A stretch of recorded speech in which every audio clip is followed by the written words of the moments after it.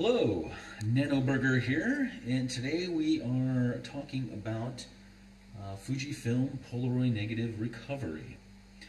Well, first of all, what is Polaroid film? For those of you who don't know, Polaroid film kind of looks like this. Comes in a box from Fujifilm. This is FP100C. It's a color film. And it is used in cameras like this. This is a big Polaroid camera, and it will give you a nice Polaroid picture.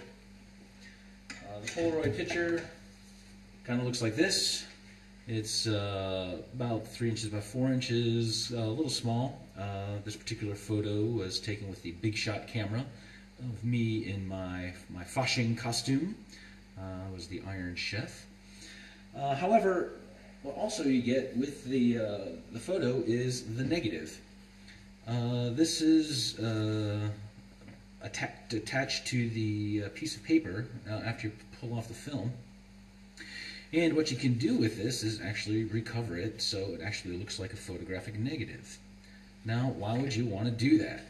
Well, a couple of reasons really. First of all, it's a big photograph, gives you a big negative. So you can use it for different alternative photographic processes like cyanotype or tintypes or something that needs a big negative. You can also go the old-fashioned way and use it in your enlarger if you want to make a color print of the photo that you took. But most people just do it because when you take the photo, you give the photo back to the person that you took it of, and then you need a way to recover that image. So if you do this, you can recover the negative, put it on your scanner, scan it, and have that image. You can put it online. Well, we're going to show you two methods today. The first method is called the tape down method.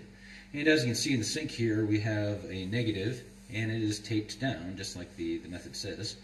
What I like to do is put tape on all four sides, creating a sealed area. And of course, when you do this, you have to make sure that the emulsion, the image, is actually towards the glass plate, and the anti-halation layer, this black layer that you're trying to get off, is towards you, exposed to the air. The reason why we tape around all sides is to minimize the chance of the fluid that we're going to be using creeping underneath the negative and affecting the gelatin layer. What we're going to be using today is bleach, regular chlorine bleach, and it will eat away at the image on the front just as easily as it takes off this stuff on the back. So the advantage of this method is it seals all the way around, and there's a minimum chance of it creeping onto the front and messing with your image. Downside of this, take some time to put it on there, put the tape around it, and also, since you have to overlap a little bit, you'll have a black line all the way around your negative.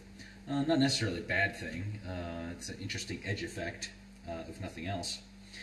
And the next method we'll try after this is the just slap it on and try to use water tension to eliminate the problem with the bleach going on their side. Okay, what we're using is just straight bleach. Here in Cologne we've got this brand, but I'm sure you all know Clorox bleach. We want a paintbrush that you're not particularly attached to. This is some cheap paintbrush that came with something or other. It doesn't have to be too stiff because you want to let the chemicals do the work, but it should have some ability to abrade off stuff. And of course you want gloves on. You're working with bleach, which is known by the state of California to cause cancer, so you want to make sure that you're protected from that. Also, you want to wear glasses, safety glasses of some sort, so especially if you're working with the liquid bleach and splashy stuff, it might get in your eyes. And if you've ever gotten bleach in your eyes, you know just how bad that can be. A lot of people like to use the bleach gel, which is great because you can just put it on there, it sits, doesn't work, then you can wash it off, and it's great. However, I couldn't get that here, so we're going with straight bleach. So what we want to do is we have our taped negative, we got our bleach, have our paintbrush, got our gloves, safety equipment, and of course do this in the sink so all the nastiness can go down the drain and you'll be fine. So what we want to do is take some bleach and start getting the negative wet. Okay, I want to make sure that it works.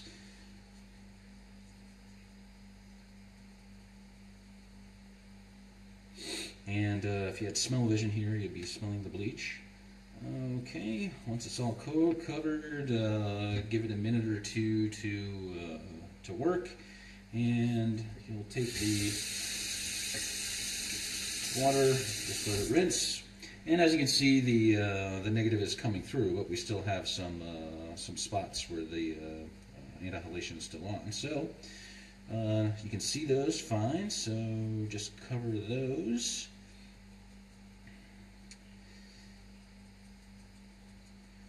And again, you can give it a minute or two to work, or you can just rinse it off.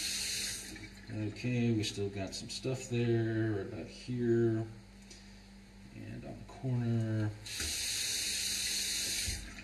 Okay, so now the anti-halation backing is off there, and if you can see, you have a photographic negative that you can use for your photographic pleasure. So the next method we're going to try to do is the just kind of stick it on there method. It's a little bit riskier. You might get a little bit of creep underneath the negative and affect your image. Here we have another negative, and what we're going to do is, instead of taping it down to the piece of glass, we're going to get the glass wet, get the negative wet, and smush it right on there.